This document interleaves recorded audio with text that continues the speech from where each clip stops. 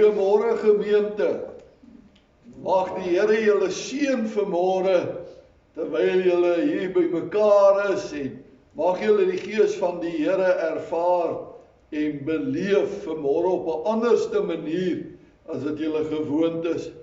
Ons het 'n Woensdag aand 'n baie geseënde Bybelstudie gehad en Filippense 1 vers 9 het baie uitgestaan. Mens moet 'n fyn gevoel hê vir ander se nood. En onder andere in die gesprek het dit toe ook aan die lig gekom dat die gemeente het 'n gebruik gehad dat daar kaartjies was wat jy kon vat en gaan uitdeel. Mense wat miskien bemoediging nodig het, was daar 'n bemoedigende woord. As daar iemand is wat siek was, was daar 'n kaartjie wat sê mag jy gou gesond word en so meer en so meer. En dit het regtig my hart gegryp en ek het toe in hierdie week 'n bietjie verder daaroor gedink en ek het 'n kaartjie laat maak. Ek is nou een van die gelukkige ouens wat BC gebore is, before computers. Ek kan nie al die goed doen nie. En Jan het my gehelp om hierdie kaartjie te maak, 'n boodskap uit die kerkkantoor. Wat ook al jou behoefte, God sal voorsien. Wat ook al jou verwarring, God sal help. Wat ook al jou probleme, God sal sorg. Nou vanmôre lê die kaartjies hier op die tafel en daar is ook 'n KitKat. So elkeen van julle na die diens kan 'n kaartjie vat, 'n KitKat vat vir jouself.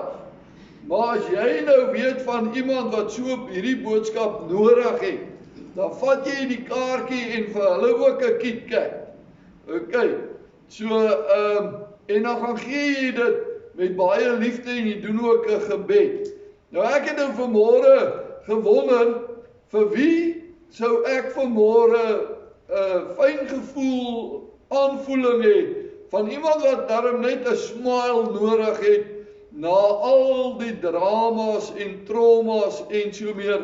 En toe het ek in my hart gevoel om die mevrou Dominee te bless met ietsie om te sê, mag die Here jou net bless en seën terwyl jy dit geniet. Dankie, en ek kry baie meer as 'n KitKat. Ek ook Daar's hy. Maar dit is wat praktiese Christendom is. Praktiese Christendom is, hier is nou 'n manier waarop jy kan gaan preek sonder om woorde te sê. Jy vat die kaartjie, jy vat die KitKat, en jy sê net vir die persoon, ek het gekom om jou te kom bless met 'n KitKat en 'n boodskap van die Here af. En dis al. Doen 'n gebed en drink koffie saam. Maar ons het die laaste paar Sondae het ek met u gepraat. Die eerste Sondag oor praktiese Christendom. Waaroor gaan dit? En ons het gepraat oor 12 beginsels wat noodsaaklik is vir 'n gemeente om geestelik te groei, maar ook 'n gemeente wat prakties buitekant in die koninkryk 'n verskil maak. Laas week het ek gepraat met u oor, maar ek moet my verbind tot die gemeente, 'n kommitment maak. Ek moet binne in die bestaansregsverklaring van daai gemeente en hierdie gemeente inskakel. Nou bestaansregsverklaring in Engels is 'n purpose statement. Die gemeente het 'n purpose. En u sal onthou ek het ook gesê, wat maak hierdie gemeente 'n perskoei? As jy in die veld ry, sien jy Jersey koeie, hulle lyk almal dieselfde. Maar die oomblik as jy 'n perskoei sien, gaan jy dadelik stop en notisie neem. Wat laat mense stop en notisie neem van Mosaïek gemeente? Maar vanmôre wil ek met u oor 'n baie belangrike saak praat. En as jy die woord van die Here saam met u gebring het, blaai saam met my na Markus hoofstuk 1 vers 35. Markus, hoofstuk 1, vers 35.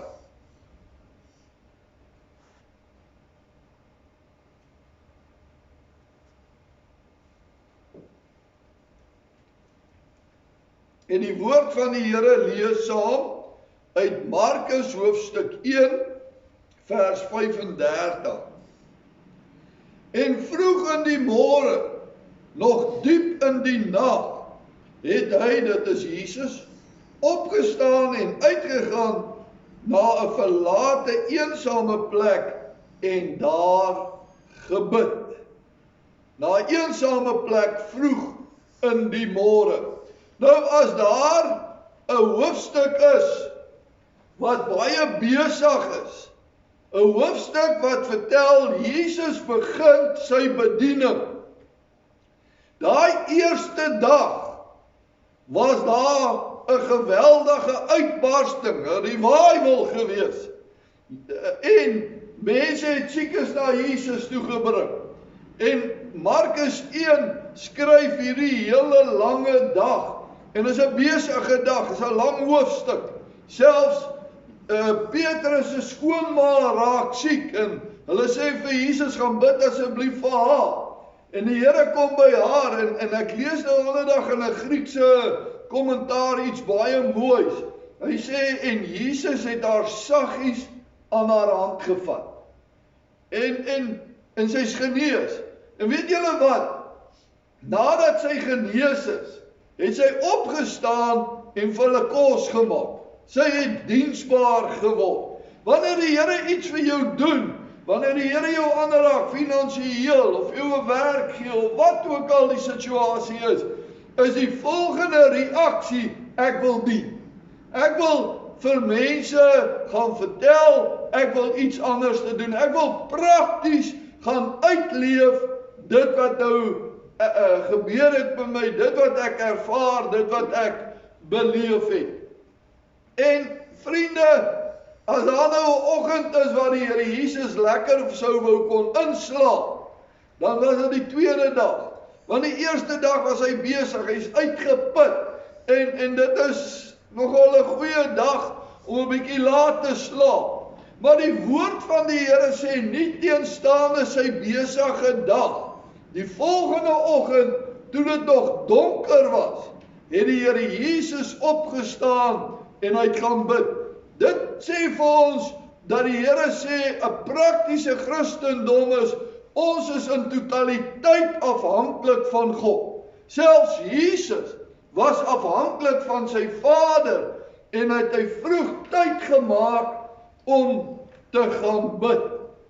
Nou wil ek as inleiding vir u sê dat die woord van wat hier is, groeiende kerke word gekenmerk deur 'n gereelde, spontane tye van gebed, vas en opregte bekering, albei korporatief en as individueel, as 'n natuurlike deel van hulle kultuur. Verskoning. So, wat is hierdie gemeente se kultuur rondom afhanklikheid van die Here? Jy sien, hierdie stelling wat Chuck Ingram maak van Hokvroewe Bible, dis sy stelling. Eerstens sê hy, 'n kerk wat groei, word gekenmerk, dit is deel van hulle eienskap, dat daar 'n gereelde en spontane tye van gebed is. En ek wil vandag vir u sê, as ons in hierdie nuwe seisoen wat die Here mosaïek invat, as praktiese Christendom regtig effektief wil wees, moet ons spontane, gereelde tye van gebed in plek kry. Want ons is in totaliteit afhanklik van die Here. Paulus sê in 1 Korintiërs 11, dit wat ek van die Here ontvang het, gee ek vir julle. Nie wat ek uitgedink het, dit wat ek op kweekskool geleer het nie. Nee, dit wat ek van die Here ontvang het, gee ek vir julle. En hoe kry jy iets by die Here? Tyd van gebed, tyd om stil te word in die teenwoordigheid van die Here. Dis gereeld, dis spontaan, dis nie nodig om mense aan te jaag nie. Dis nie nodig om oproepe te maak en sê, asseblief kom bid saam met ons nie. Nee, spontaniteit, daar's 'n behoefte, daar's 'n opgewondenheid rondom dit. Terwyl ek nou so staan en praat met u, onthou ek, toe ons in Parys gemeente was Dani Botha, die bekende gospelsanger, sy ouers en broer in ons gemeente, en hulle het 'n plaas gehad net buitekant Parys, en die rivier, die Vaalrivier, het 'n mooi groot eiland gemaak in die middel van die rivier. Jy het met so 'n hangbrug, moes jy oorstap van die land na die eiland toe. En hulle het toe vir ons daai eiland gegee vir die gemeente. En ons het een keer 'n maand as gemeente het ons oorgestap en die eiland was ons plek van gebed gewees. Ons het daar 'n preekstoel gehad wat uit hout uitgemaak is, boomstomp, en ons het Bybels daar op die eiland begrawe en so meer. Maar dit was ons plek van eensaamheid. Dit was ons plek van waarna toe ons gegaan het, een keer 'n maand op 'n Saterdag. En ek wil vir u sê, vir 'n plek soos Parys, om 50, 60 mense op 'n eiland te kry om te gaan bid, en dan nog 'n hangbrug ook. Nee, julle weet wat 'n hangbrug is. Die tannies hou maar lekker pas om oor te kom. Maar ek wil vandag vir u sê, miskien moet ons kyk, waar kan ons vir Mosaïek so 'n eiland kry? Waar ons een keer 'n maand kan gaan bid, as 'n gemeente, op die eiland of wat ook al, op die berg, op 'n rots, of spilonk, of wat noem mense daai dinge, grot. Ek weet nie of die grotte hier naby is nie, en of spilonke is of so nie. As daar nie is, dan bou ons hier. Maar ek wil vandag vir u sê, daai geweldige, gereelde, spontane tyd van gebed is baie noodsaaklik as jy 'n praktiese Christendom wil uitlewe. Sonder gebed kan jy nie sukses behaal nie. Sonder om te kan sê, dit wat ek van die Here ontvang het, gee ek vir julle, sal daar nie sukses wees nie. Dit sal mensgemaakte, kunsmatige dinge wees. Maar as ons die krag van die Heilige Gees wil ervaar, daai dunamuskrag wil ervaar, dan is dit noodsaaklik dat ons as gemeente, as 'n eenheid, saam gaan bid. En jy hoef nie hard te bid nie. Jy kan net die psalms lees en die psalms bid. Welgeluksalig is die man. Here, 3 maal gelukkig is die man. Wel, geluk en salig is die man wat nie staan, wat nie loop en wat nie sit nie. Hy sê eers loop, dan staan en dan sit. So trappe van vergelyking. Jy loop eers, dan staan jy en kyk, as jy jou kan kry, dan sit jy in die sonde. Daar het ek 'n gebed gebid. So jy het nie nodig om 'n taalkundige te wees nie. Vat net psalms en bid dit. Dan sê hy, vas en opregte bekering. Nou, om te vas, ek wil vir u sê, jy het nie nodig om 'n hele dag te vas nie. Jy kan net besluit, ek gaan my middagete vas. In plaas om te eet, gaan jy in jou kamer en jy sluit jouself in die kamer toe. As jy by die werk is, trek jy jou kantoordeur toe en sluit jou kantoordeur. En daai halfuur of uur wat jy het, spandeer jy met die Here in vas. Jy eet nie daai uur nie. Dis ook vas. Dis afsonder. Vir mense wat elke dag moet pille drink en wat nie op 'n vas kan gaan van net water nie, is die Danielsvas is daar. 21 dae wat jy net vrugte en rou groente eet. en jy vas 21 dae op daardie dieet, dan wil ek amper sê. Maar jy sonder jouself af. En dit klink nou maklik, yes, ek kan 'n appel in die oggend eet, 'n piesang in die middag, en vanaand kan ek slaai eet. Ek wil vir jou sê, jou kop raas met jou. Jy wil tog maar jou bord kos hê. Maar dis vas. Tyd wat jy met die Here spandeer. Ek het 'n man geken, oom Afer Nippe, wat 120 dae 'n jaar gevas het. Hy het 2 keer 'n jaar 40 dae gevas. En die dae wat hy nie daai 40 dae het, hy elke woensdag gevas. Jy kan dit gaan uitwerk, so 120 dae. Maar ek wil vir jou sê, mense, het die krag van die Heilige Gees in daai man se bediening gesien. Jy het gesien hoe die Here hom gebruik, want hy het tyd uitgekoop om afhanklik te word van die Here. Ek het hom eendag gaan sien oor my eie bediening, en toe ek instap, toe sê hy vir my, hy het my nou geken, maar ons was nou nie chommies dat hy my alles geweet het. Want toe ek instap, toe sê hy vir my, jy het 'n maagprobleem. Sê ek, ja, ek het my spiere van my maag geskeur met atletiek. Hy sê, dis verby, en hy net sy handjie op my maag gelê, gebid. En tot vandag toe het ek nog nooit weer probleme met my maag gehad. My spiere is reg, hulle raak net 'n bietjie vreeslik. Maar my handkas het nou 'n koskas geword. Maar ek wil vir julle sê, dis 'n man wat vir jou mens kan sien, oom Afer Nippe se bediening, as jy gaan terugkyk op sy bediening, sal jy sien hoe die Here hom gebruik het, omdat hy afgesonder het voor die Here. En dan, weet jy, ons het so baie onbeleide sondes. Ons vergeet baie keer om sekere sondes te bely, wat die Heilige Gees ons oortuig, ons moet dat bely, maar ons wil dit nie bely nie, want ons wil dit nie los nie.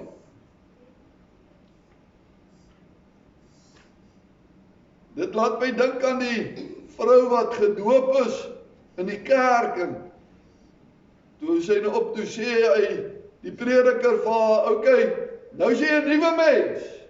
Jy het nou 'n nuwe naam, jy is nou 'n nuwe persoon.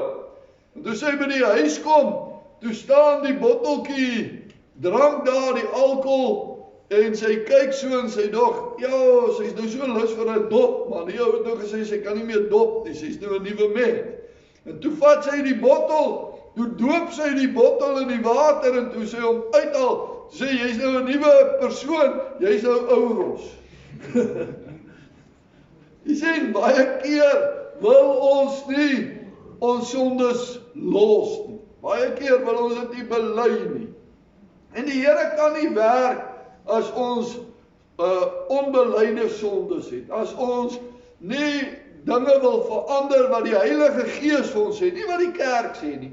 Nie wat die pastoor of die dominee of die priester of die biskop sê nie, of die kardinaal nie. Dit wat die Heilige Gees inspraak in jou eie persoonlike lewe is. Kan ek julle gou vertel? Ek het in 1968 tot bekering gekom, 1968. En ek het rugby gespeel, ek het vir Noord-Transvaal atletiek gehardloop, en toe word ek 'n student. En die eerste dag staan die rektor, Dr. Barry Hertzog Prinsloo op, en hy sê, die dag toe hy tot bekering kom, toe hy die Saterdag gaan rugby speel, toe sê die Heilige Gees vir hom, ek sit jullie op die rugbyveld, die gaan af. En toe worry ek dog, dit is nou 1976, 75 jaar rond. Ek speel nog steeds rugby en ek hardloop, en ek gaan sien hom, ek sê, dok, ek het 'n probleem, het lyk my ek het nog nie tot bekering gekom nie, want ek speel nog rugby en so. En hy sê toe vir my, weet jy wat, die Heilige Gees werk met elkeen afsonderlik. Die Heilige Gees het vir my gesê, ek moet afgaan van die veld af. Hy sê, daar gaan 'n dag kom in jou lewe, waar die Heilige Gees gaan sê, dis nou genoeg. In 1996 hanteer ek 'n rugbywedstryd, daar in die Oos-Kaap, in OP. En daar's 'n bekleierery en daar's 'n vloekery op die veld, en ek staan so en ek kyk dit op Boetie Erasmus Stadion, en ek kyk dit so, en ek dink by myself, is hierdie gemors, môre moet ek gaan preek, maar ek wil nou hierdie goed aanskou, die bekleierery en die gevloekery. En net daar sê die Here vir my, dis klaar, jy het nou genoeg geblaas. En ek blaas die eindfluitjie en ek stap af, en tot vandag toe, het ek nog nooit weer op 'n rugbyveld gegaan nie. Dit beteken nie, jy mag nie rugby speel nie. Die Here het met my gepraat. Dis vir my geestelike lewe, waaroor dit gegaan het.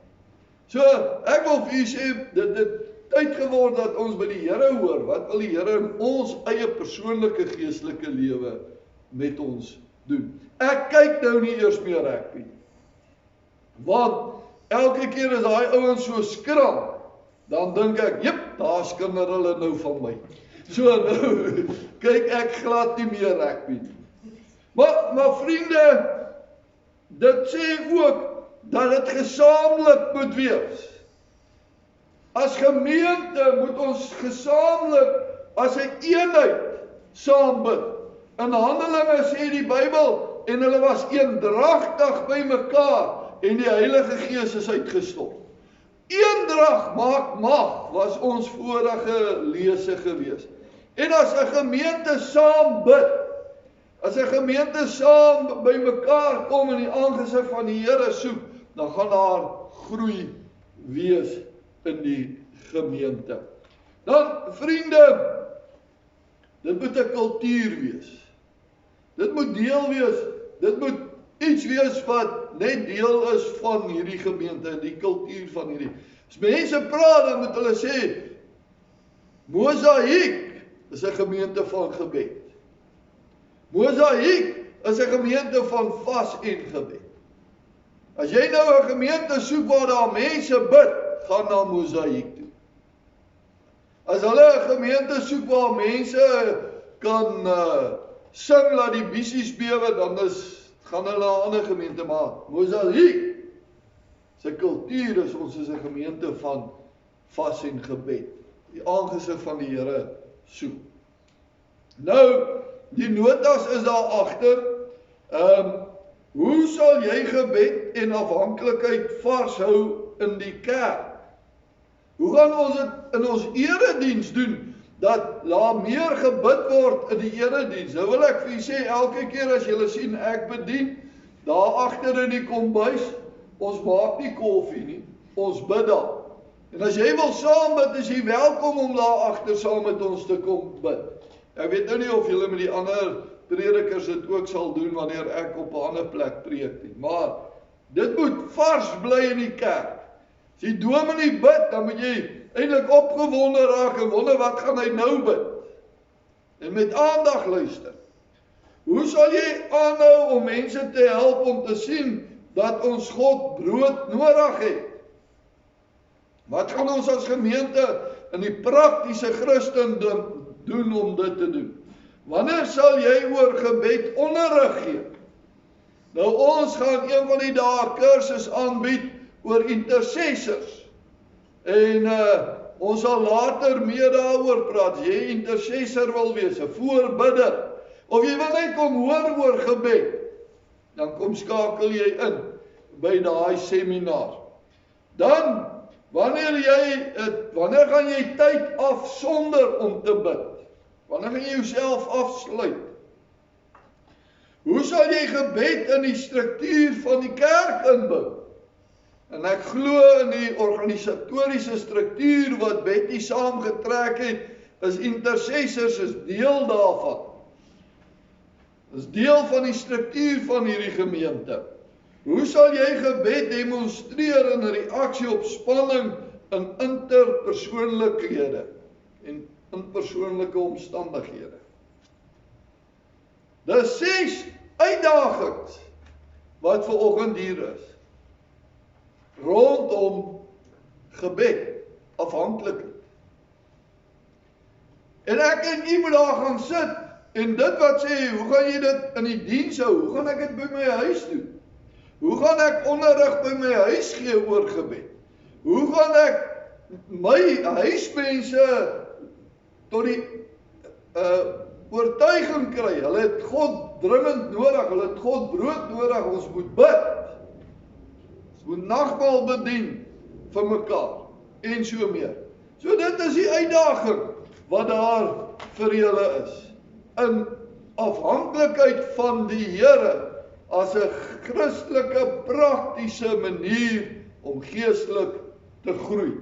Nou, ek het in hierdie week gesoek op my rekenaar op die eksterne hard drive na 'n boek wat ek geskryf het, wat ek dringend moes vir iemand stuur, en in die soek na die boek, toe kom ek op 2 lesings af, wat Daphne, my vrou, nog gedoen het oor gebed, en dit is Huis van Gebed, en ja, al 2 lees Huis van Gebed, deel 1 en deel 2, is wat sy nog aangebied het, hierdie 2 lesings, en ek het dit gefotostateer, dit is daar agter vir u beskikbaar, as u dit wil gaan lees, en dan is die notas vir die preek, is ook daar agter, waar jy net jouself weer kan gaan vergewis, van hierdie baie belangrike stelling, wat Chip Ingram gemaak het. Hemelse Vader, ons kom vanmôre in totaliteit in afhanklikheid na u toe. Here, sonder u kan ons niks doen nie. Here, sonder u sal Mosaïek net nog 'n gemeente wees. Maar wanneer u inkom en Here, u ons help en ons in totaliteit ons afhanklikheid net besef, dan kan Mosaïek daai Purple Cow gemeente word. Daarom, Here, kom ons vanmôre, en ek wil bid dat u ons sal help deur die inspraak van Heilige Gees, dat hierdie nie maar net nog 'n preek sal wees nie, maar Here, dat u die naprediker van hierdie woordbediening sal wees, dat ons regtig in hierdie tyd wat voor lê, sal aandag gee aan ons afhanklikheid teenoor u. Dit bid ek, Here, in die naam van die Vader, die Seun en die Heilige Gees. Amen. Prys die naam van die Here. Kom ons gaan in die vrede van die Here.